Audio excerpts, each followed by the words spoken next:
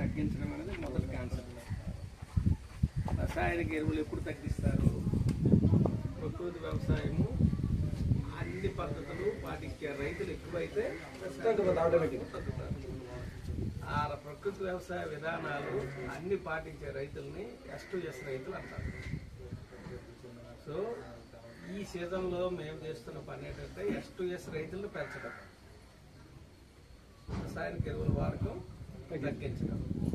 ఈ రెండింటితో పాటు ఈ సంవత్సరం స్పెషల్గా కరువు రాబోతుంది. ఎల్ నీనో అని ఒక కండిషన్, ఒక ఎఫెక్ట్ నడుస్తుంది ప్రపంచవ్యాప్తంగా.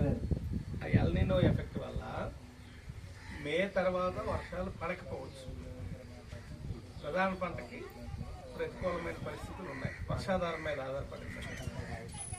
అప్పుడు ఈ PMDS ద్వారా రైతుకి ఎంతో కొంత ఆదాయం వచ్చే మార్గం కోసం ఈ సంవత్సరం ఏం చేసామంటే, ఇంతకు ముందంతా నవధాన్యాలే వేసేవాళ్ళం, 9 రకాలు వేసేవాళ్ళం. ఈ సంవత్సరం 30 రకాలు రైతులకు వేయమని చెప్తున్నాం. 30 రకాల్లో 3 కేటగిరీలు పెట్టుకున్నాం. స్వల్పకాలిక రకాలు 10, మధ్యకాలిక రకాలు 10, దీర్ఘకాలిక రకాలు 10.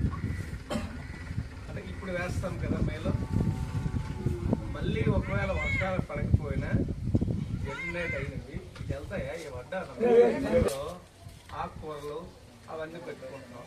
అపరాలు, మధ్యకాలిక రకాల్లో బెండ, బీర, ఇంకా పాదులు, క్రేపర్స్ అన్ని రకాలు దాంట్లో ఉంటాయి.